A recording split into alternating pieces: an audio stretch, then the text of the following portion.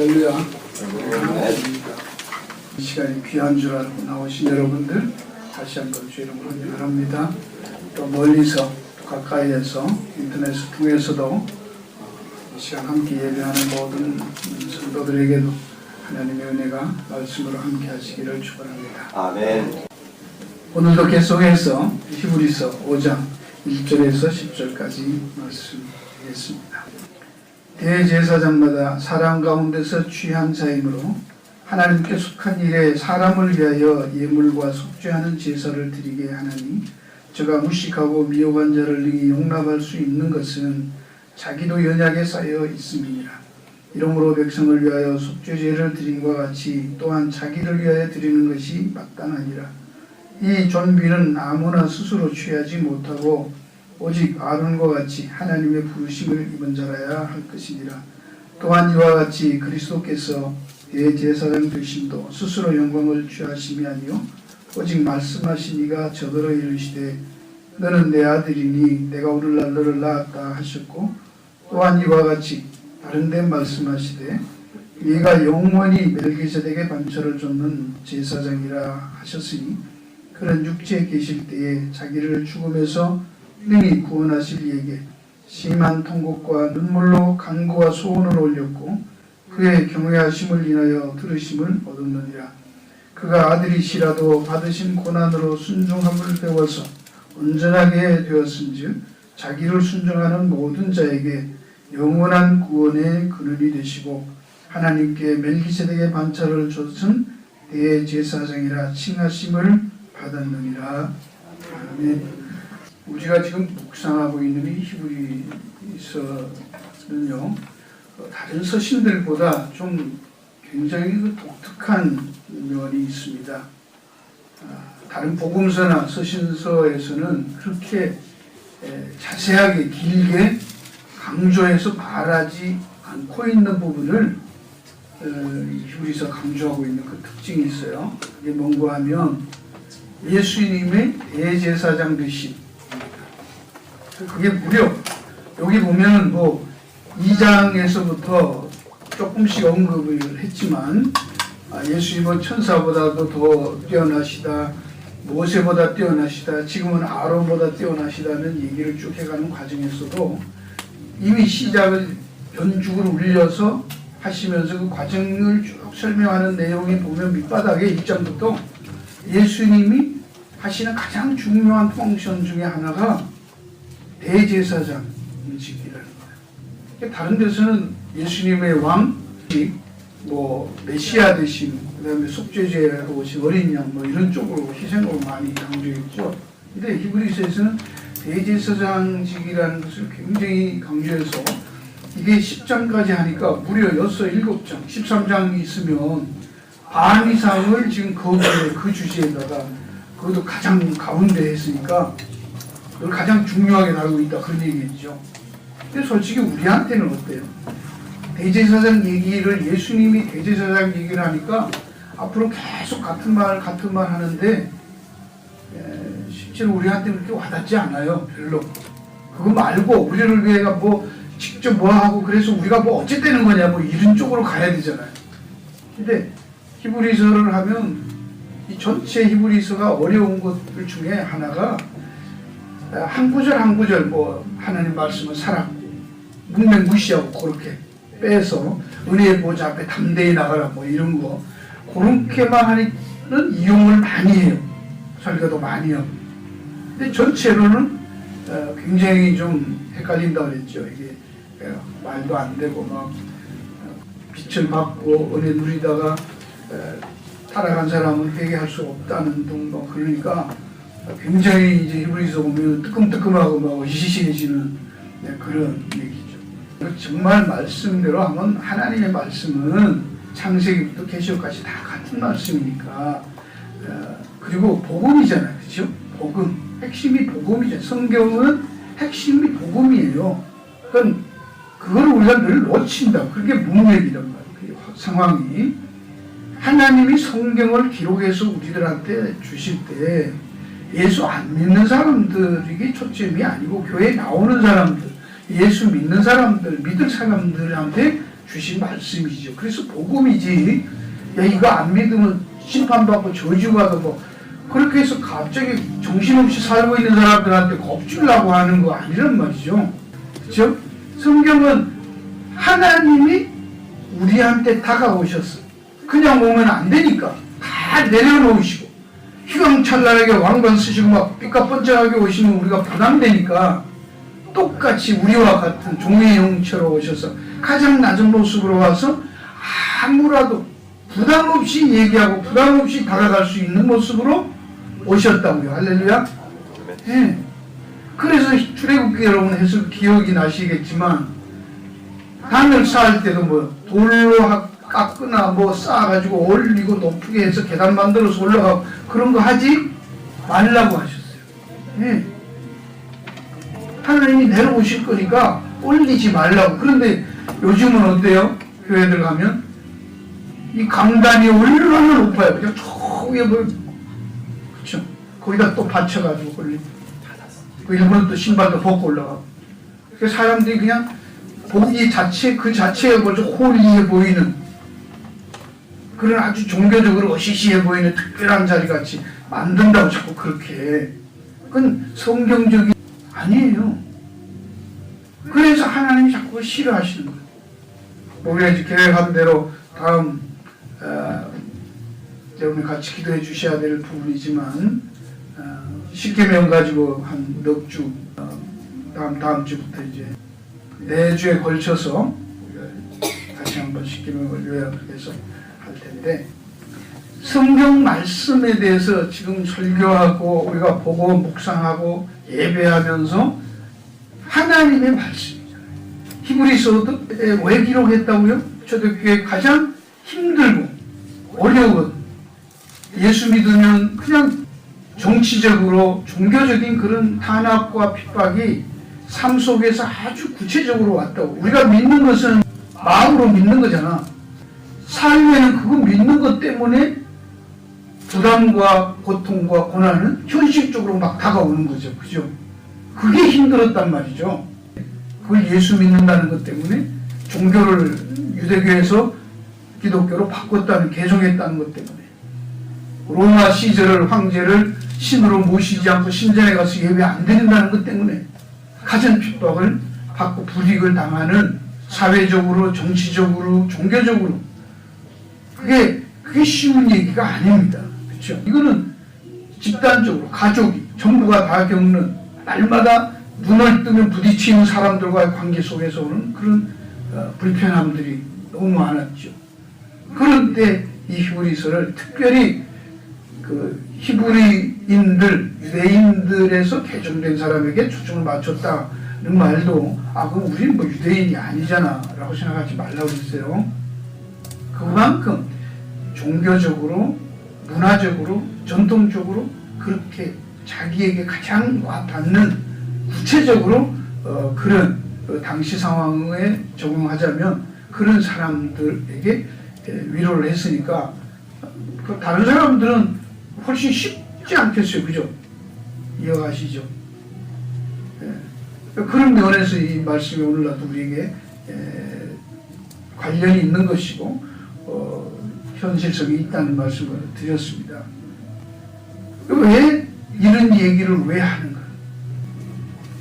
이 히브리서는 성도들을, 그런 성도들에게 이 지상에서 살고 예수 믿었지만 아직 그 완성된 하늘나라에 못 가고 여기에서 이중적인 시민권을 가지고 이 땅에 살고 있는 성도들에게 어떻게 살아야 하는가를 깨우쳐주고 격려하는 말씀이라고 했습니다. 할렐루야. 이걸 놓치시면 안 됩니다. 그러니까 쓸데없는 거에 정신 팔리면 안 된단 말이에요. 그래서 우리의 참 위로는 이 땅에 살면서 우리에게 있는 가장 중요하고 가장 효과적이고 가장 귀한 위로는 무엇입니까? 하나님의 말씀이잖아요. 하나님의 도우시잖아요. 하나님의 은혜시죠. 그렇죠? 그러면 다른 거에 대해서 뭐 의사가 뭐라고 하더라, 철학자가 뭐라고 하더라, 목사가 뭐라고 하더라, 누가 카더라가 아니고 말씀이 고통이 올수록 힘들수록 우리의 신앙이 흔들릴수록 이거를 들어야 되는구나 로 가시고 이 말씀을 묵상할 때 참 위로가 뭔가를 이해하시게 되고 왜 이게 위로가 되는가를 깨닫게 될 줄 믿습니다. 그게 신앙생활입니다. 그게 하나님의 말씀이고 방법입니다. 이런 걸 통해서 우리들이 성경을 하나님의 말씀을 듣고 보는 자세를 여러분이 배울 수 있습니다. 그냥 있는 것 갖고 해석하고 그런 게 아니에요. 하나님의 의도, 영어 말로 read between the lines, 행간을 읽어야 되죠. 정말로 이 말씀을 하는 그 하나님의 가슴 속에 있는 그 진짜 의미는 의도는 무언가 그걸 읽어야지. 그게 우리에게 와야지 되는 거예요. 특별히 여기서 아까 말씀한 대로 유대인들이기 때문에 유대인들에게 있어서 신앙생활하고 자라오면서 전통적으로 여호와 하나님을 섬기면서 온 그들에게 있어 가장 중요한 게 뭐였어요? 여러분이 그냥 우리가 아는 상식, 유대인들에게 그들의 삶 속에 신앙이 중요했는데 그 신앙의 핵심이 뭐였어요? 성전이었어요. 그렇죠? 성전이잖아요. 하나님과 만나고 하나님 앞에 제사 드리고 그게 그들에게 유대인들이 유대인으로서 독특한 자기들 아이덴티티 정체성을 다른 어떤 세상의 민족들과 종족들과 종교들과 비해서 달랐던 것은 성전이었어요. 그게 그렇게 해서 그래서 그 성전을 그만큼 중요시하고 온 1년에 몇 차례씩 성전에 모여서 제사도 드리고 했던 거예요. 근데 그게 지금 없어졌단 말이에요. 성전이 없어져야 되는 거예요. 성전 제사를 무시한다고 기독교에서. 그죠? 그러니까 이게 허전해질 수밖에 없는 거죠. 그게 힘든 거잖아요. 우리는 그래도 조상 제사를 지내다가 없으면 그게 우리가 살아오던 옛날 생각에는 제일 힘든 것 중에 하나가 왜 제사 없애라는 거예요. 며느리들은 좋아하지만 아들들을 볼 때는 그게 어른들은 참 이해가 안 가는 거예요. 갑자기 예수 믿고 난 다음에 제사 없애라고 그러니까 이런 쌍놈의 종교가 어딨냐 그렇게 느끼잖아요. 그게 사실이 아니라를 떠나서 뭐 귀신이 와서 밥 먹냐 안 먹냐 그런 상관없어요. 그것처럼 유대인들이 알고 있었던 그들이 가장 탁월한 신앙과 종교라고 생각했던 여호와 신앙의 핵심이 성전, 그 성전의 가장 중요한 역할은 제사잖아요. 그 제사를 집정하는 클라이막스는 1년에 한 번 있는 욤 키퍼, 그죠? The Day of Atonement, 속죄일. 지금도 유대인들은 뭐 그날 되면 난리죠. 크리스마스 같이 하죠. 근데 그 속죄일에 대제사장, 많은 제사장 중에 한 사람 뽑혀서 그 자기 몸에 피를 뿌리고 짐승의 죄를 하고 속하고 옷 빨고 씻고 들어가서 다른 백성들이 이 제물로 바친 양의 피를 양푼에 담아서 속죄소에 들어가죠. 그때 어떻게 해요? 구약을 다 아시잖아요, 그죠? 뭐 방울 달고 들어가가지고 거기서 속죄 시온주와 위에다가 피를 뿌리고 나왔다고. 근데 방울이 걸어다니면 방울이 딸랑딸랑해요. 그 커튼이 있으니까. 예수의 십자가 죽을 때 그게 갈라졌다는 얘기, 찢어졌다 그 얘기 하잖아요. 만약에 방울이 딸랑딸랑 하다가 딸랑딸랑 소리가 안 나면 어떻게 되는 거예요? 죽은 거예요. 그럼 어떻게 되는 거예요? 죽으면? 참 쉽죠. 죽으면 끌어내야지 그러고 나도요. 나는 좀 영적인 깊은 얘기 좀 하고 싶은데 그 사람이 지금 제사들로 해서 백성들의 죄를 대신해서 피를 거기에 들러 갔다가 대신해서 그 안에서 죽어버리면 백성들의 죄가 용서받은 거예요? 못 받은 거예요? 못 받았다는 얘기잖아요. 살아나와야지. 그래서 방울 들고 사고 났나 안 났나 보려고 아마 손에다가 발에다가 끝내가지고 아까 말한 대로 소리 안 나면 잡아 당기면 나오는 거 못 들어가니까 가면 또 죽으니까. 그렇죠? 그 질질 밧줄 매갖고 있다가 잡아 당기면 나오겠죠. 그러면 죄가 안 되는 거예요. 잘 들으세요. 근데 제사장들이 하나님이 그 죄 용서 안 하겠다고 하고 대제사장이 잘못해서 죽으면 백성들의 죄가 용서가 안 된 거죠. 그럼 나와야 되는 거예요. 왜 나와야 되나? 예수님이 속죄소에 들어가셔서 십자가에 죽으시고 안 나오면 백성의 죄를 대속했다 안 했다? 못하는 거죠. 그 나오셨지요? 그게 뭐예요? 할렐루야. 무덤을 열고 나오셨잖아요. 피를 다 대신 지시고 들어가서 속죄하시고 살아나오신 거예요. 그래서 백성의 죄가 다 짊어들고 들어간 백성들의 죄는 다 용서가 된 거예요. 그래서 구세주가 된 거예요. 할렐루야. 근데 여기서 중요한 이제 그런 거에서 중요한 게 대제사장과 제사, 대제사장. 그게 굉장히 중요한 거죠. 하나님의 공의로우심 앞에서 하나님이 그걸 모형으로 제사 제도를 보여줬을 때 그게 없어졌는데 그걸 어떻게 이해를 하냐고 모른단 말이죠. 그래서 이 대제사장 얘기를 지금 히브리서가 길게 설명하는 겁니다. 우리의 죄가 예수 믿음 구원받았다는 게 아니고 다시 한번 어떻게 우리의 죄가 하나님의 의로움 앞에서 인간의 논리나 인간의 생각으로가 아니고 하나님의 논리와 하나님의 공의로우신 그 판단 앞에서 합당한 절차를 거쳐서 정말로 우리의 죄가 용서함을 받을 수 있냐고. 내가 죄를 지었는데 나는 죄가 없는 사람이 어떻게 되냐고 그걸 얘기하는 거예요. 그래서 지금 이 얘기를 그렇게 길게 합니다. 그래서 히브리서 전체를 아시고 예수님이 우리의 대제사장이라는 것을 여러분이 확실히 아시면 여러분은 뭐야? 이제 그 다음에 나오는 게 5장 끝에 가면 단단한 음식을 먹는 장성한 신앙 그게 그 얘기하는 겁니다. 뭘 그냥 밀크 마시다가 갈비 뜯는다 그 얘기가 아니에요. 그러니까 문맥으로 봐야지, 그죠? 모든 사람들 그거 하는데 문맥으로 보면 이거 할 때도 하겠지만 문맥으로 보면 단단하고 장성한 신앙이라는 게 뭐냐? 예수님이 왜 대제사장이 되셔서 대제사장직을 감당하셨는가를 확실히 아는 거, 그게 장성한 거예요. 그거 모르면 뭐다? 꽝이다. 그러니까 신앙생활에 대해서 히브리서 강조하는 게 그거를 다른 바울이나 다른 복음서에 다르게 설명하지만 그것을 다 종합하면 바로 그 역할이라는 거. 그걸 그때 잘 모르던 당연하다고 생각했던 것을 히브리서 기자가 성령의 감동으로 또 이렇게 깊이 다뤄준 게 참 감사한 일이죠. 우리도 신앙생활하면서 예수님이 구세주다, 어린 양이다, 죄를 세상 죄를 지고 한 어린 양이다 이렇게만 했지 대제사장이라는 부분에 대해서는 그렇게 깊이 잘 몰랐는데 히브리서가 그걸 그렇게 깊이 다루고 있다는 얘기입니다.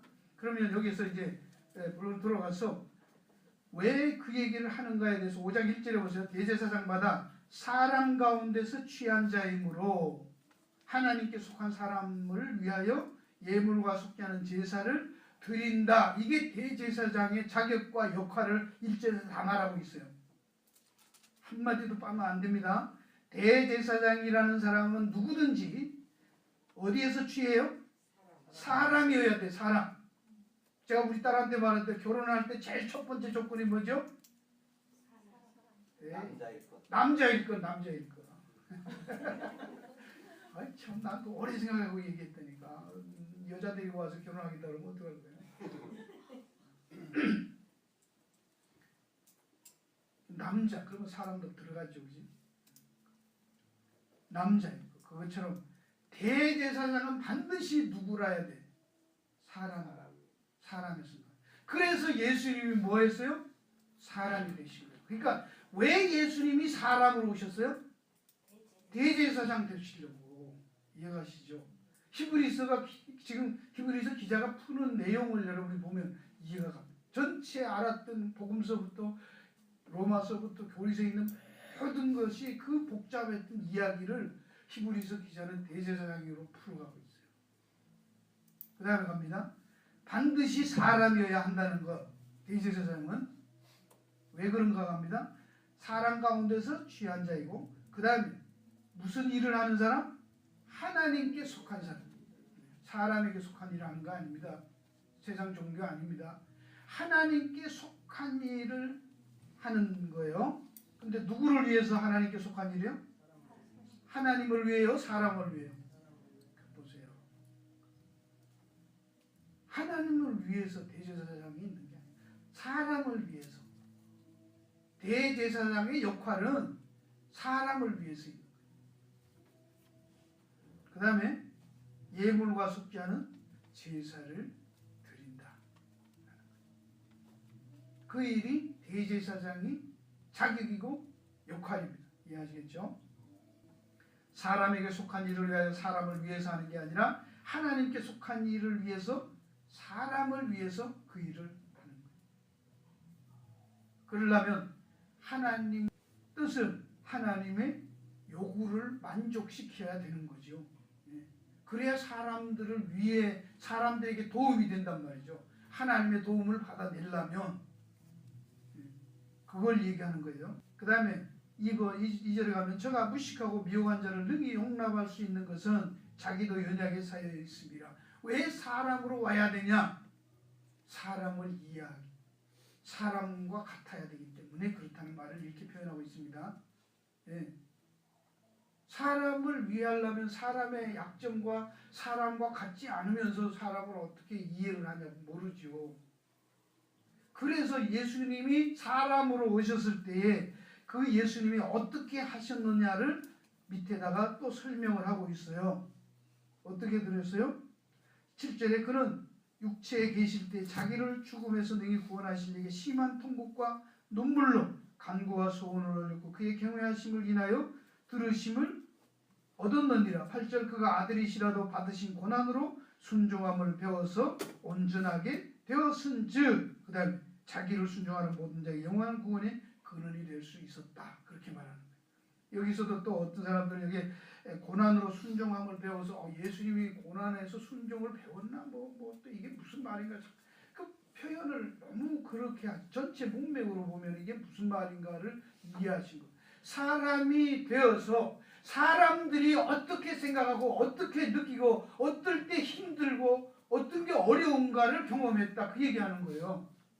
하나님의 뜻을 인간들이 지켜가는 데서 이 세상 속에 살 때 얼마나 어렵고 그게 얼마나 지키기 힘든가를 경험하셨다. 그 얘기를 하는 겁니다. 이해하시겠죠? 그 인간들로서는 그게 불가능하잖아요. 그런데 예수님은 그걸 어떻게 경험하시면서 순종함으로 그 순종함으로써 순종함을 배웠다는 말은 뭐예요? 그게 굉장히 순종하기 어렵다라는 걸 배웠단 말입니다. 순종이라는 게 그게 인간들에게는 가능하지 않다는 걸 배운 거예요. 하나님의 아들이 사람이 되어서도 겪어보니까 인간과 똑같이 돼서 인간들이 당하는 경험을 겪어볼 때 이거는 못 견딘다는 얘기를 하는 거예요. 그래서 앞에 있는 말입니다. 그래서 육체 사람으로 와서 육체에 계실 때 자기를 죽음에서 능히 구원하신 이에게 죽음에서 구원하는 건 뭐예요? 순종 안 하면 죽는 거잖아요. 끝까지 순종하셔야 되죠. 순종하기 위해서 어떻게 했다고요? 심한 통곡과 눈물로 간구와 소원을 올려. 그러니까 이걸 가지고 또 우리가 또 어떻게 적용해요?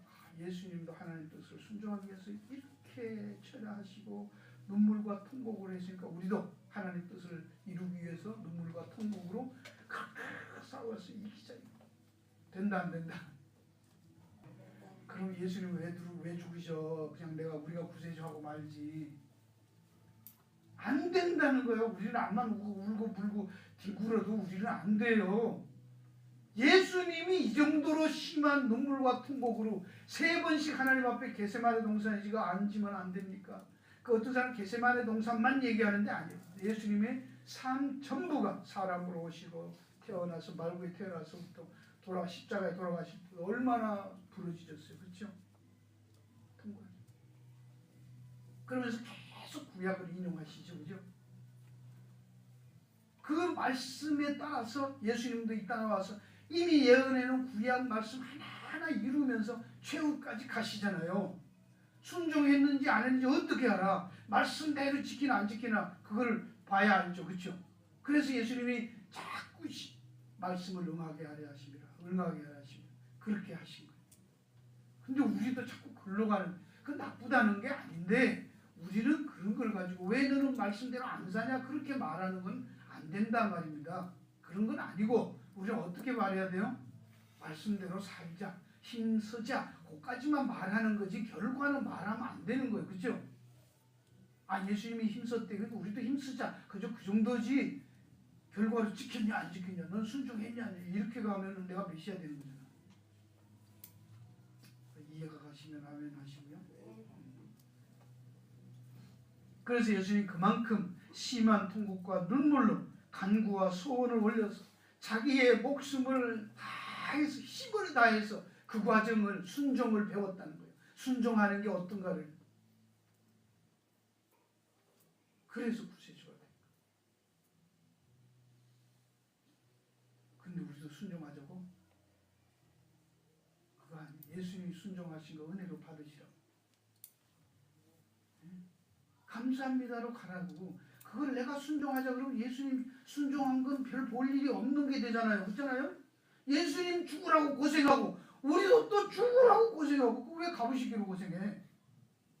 그 예수님 그러면 그럴 거야. 야, 내가 널 위해서 다 했는데 너 지금 뭐하고 있냐, 되지도 않는데 그걸 된다고 착각하고 자기들은 또 순종했다고 막 그러잖아. 그럼 예수님 참 기가 막히겠죠? 그렇게 니도 할 수 있는 것 같은 내가 왜 죽니?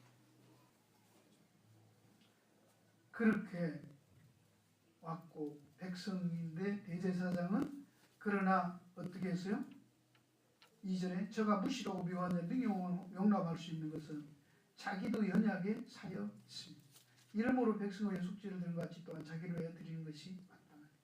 대제사장은 연약한 인간이라서 자기를 위해서도 속죄를 드리고 또 들어가야 됐다고 백성한테. 그러나 예수님은 그렇지 않다라는 말을 하면서 4절에 이 존귀는 아무나 스스로 취하지 못하고 오직 아론과 같이 하나님의 부르심을 입은 자라야 할지니라.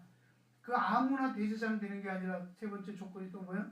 대제사장 되려면 하나님이 부르어서 하나님이 세운 자라야 된다는 거예요.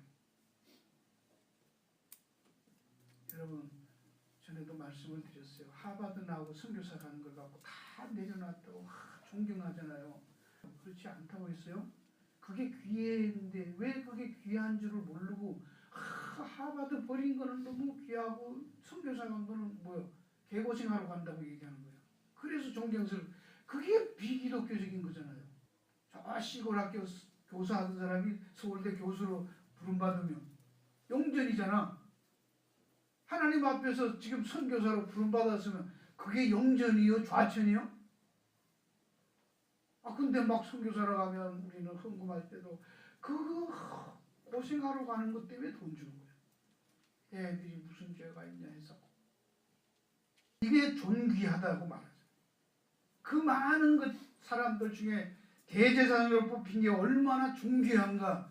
수많은 사람들 중에 죽을 수밖에 없는 인생들 중에 우리가 부름받고 하나님의 자녀로 택함받았다는 게 얼마나 좋은가. 죄는 어떻게 해요가 돌아볼 새가 어디 있냐고요. 왜 죄는 떨어졌냐고요. 그죠? 난 내가 서울대 붙었는데 나 때문에 한 명 떨어졌다고 생각하고 그러면 죄를 위해서 내가 그만두지요. 그런 사람이 있어요? 아니잖아.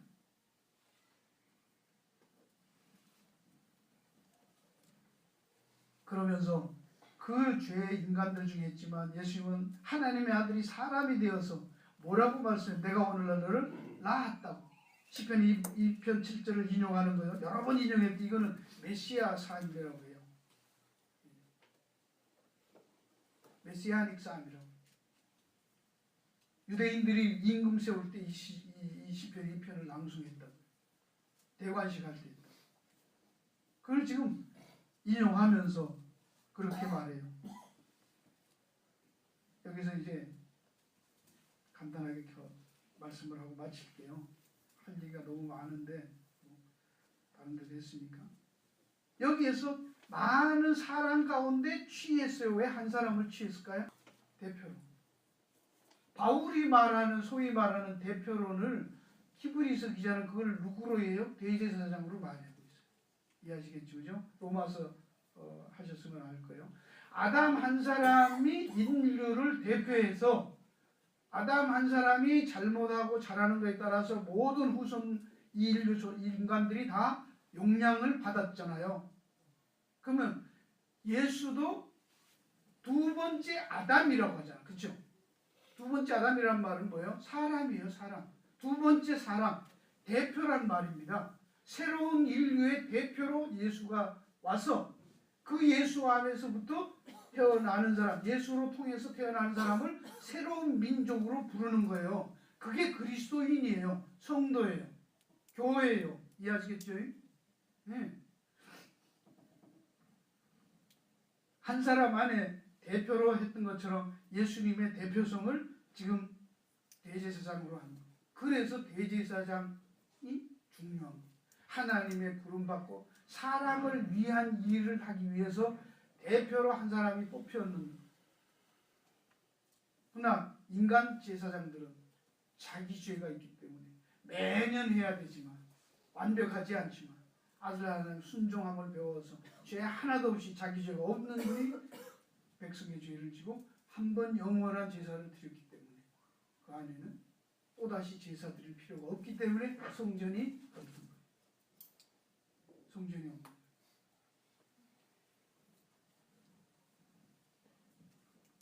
그렇기 때문에 바로 그 대표로 와서 아담 안에서는 모든 사람이 죄인이지만 그리스도 안에서 모든 사람이 의인이 되는 거예요. 그래서 하나님의 자녀, 아들, 가족관계가 형성이 됐다. 그 얘기를 하는 것입니다. 그래서 이 중보자가 되려면 하나님을 잘 알고 또 인간을 잘 아는 중개자가 돼야 되는 거예요. 우리가 함부로 할 때 중보기도 한다고 막 그러잖아요. 뭐 틀린 말은 없는데 말은 그렇지만 이해를 하시란 말, 그 말 할 때. 그 중보기도 하는 사람이 하나님을 알아요?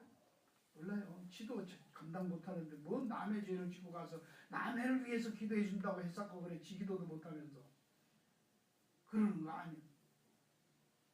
그렇다고 남을 위해 기도하지 말란 얘기가 아니에요. 또 뭐 말하면 그냥 A하는 B다 막 흑백 논리로 들어서 참 조심스러워요. 그러나 중보자라는 말은 예수님밖에 없다는 걸 알고 쓰라는 얘기가 알고 하나님의 마음을 알고 하나님의 뜻을 알고 인간들도 잘 알고 인간들을 잘 아는 건 연약한 것만 아는 거지. 그렇죠? 그래서 그 둘을 붙이는 거예요. 중개시켜서 화목시키는 일을 예수님만 할 수 있잖아요. 그래서 이 예수 그리스도가 대제사장으로 갔는데 여기서 이제 다음에 또 나오니까 우리 7장 가면 이제 6장에 갑자기 다른 얘기 하다가 7장에 가서 이제 멜기세덱의 반차 얘기를 해요. 왜 멜기세덱이라는 게 등장하냐? 이건 여러분이 아시고 끝나면 됩니다. 오늘은 그냥 딱 궁금해할 거니까 간단하게 말할게요. 유대인들에게 있어서 메시아는 누구의 혈통으로 와요? 다윗의 혈통으로 와요. 근데 제사장은 누구의 혈통이에요? 레위 지파 아론의 혈통이에요. 근데 그 두 개를 할 수 있다 없다? 한 사람이 못한다고 갈라놨잖아. 유대 지파에서는 다른 사람은 왕이 되면 안 돼요. 유다 지파에서만 왕이 나와야 돼요. 그렇죠? 유다 지파에서 안 나온 왕들은 다 내려앉혀요. 그래야 메시아는 유다 지파에서 나온 사람이라 진짜 메시아다 그렇게 알고 있었어요. 그러면 제사장은 어떻게 해요? 아론 후손, 레위 지파 아론의 후손에서 나와야 그게 대제사장 자격이 있다. 근데 예수님은 다윗 후손이죠. 레위 지파 아니에요. 모세는 레위 지파 후손입니다. 그래서 제사장한 거예요. 그러니까 이게 어떻게 그럴 수 있냐고 하니까 그래서 여기에 멜기세덱을 인용한 겁니다. 예수님이 어떻게 그 두 개의 직분을 한꺼번에 혼자서 다 할 수 있나?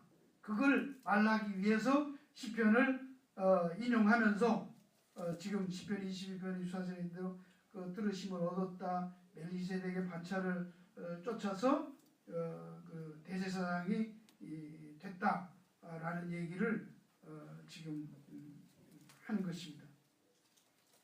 이 대제사장 된 것이 시편 110편 4절에서 인용했거든요.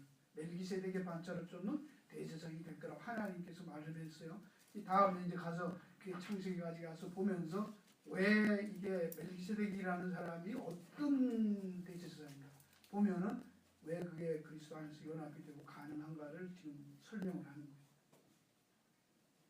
바로 예수님이 메시아의 라인이 다윗 후손이고 멜기세덱의 라인을 따라서 된 영원한 대제사장이라는 거예요.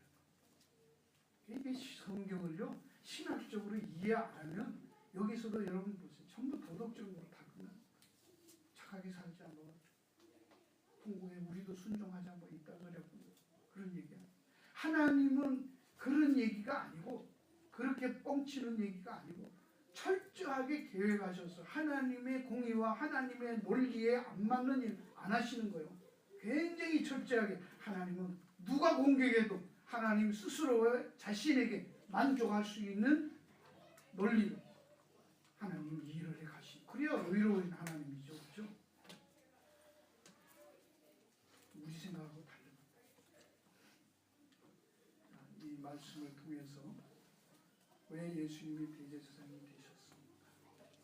대표가 되셔야 되고 우리의 연약한 인간의 연약함을 다 이해도 하시고 감당도 하시고 우리를 능가해서 우리가 할 수 없었던 일을 이루고 들어가서 하나님 앞에 대표자로 가셔서 우리의 죄를 지고 대신 용서를 받아내는 자격이 있는 분으로 서야 되기 때문에 대제사장이 되셨다.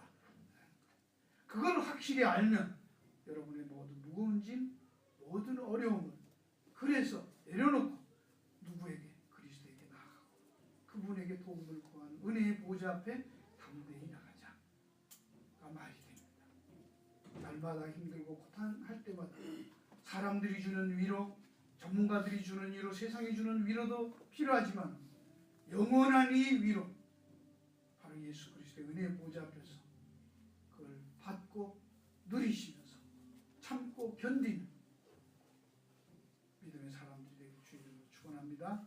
기도하겠습니다. 고마우신 주님 감사드립니다.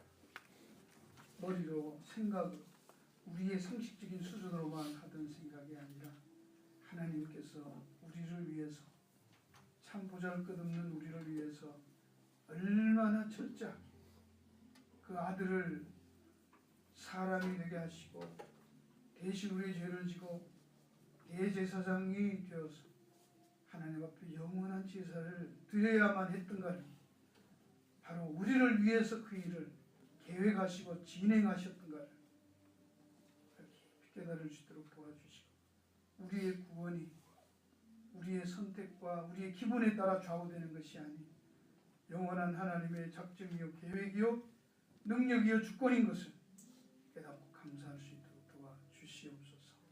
예수님 이름으로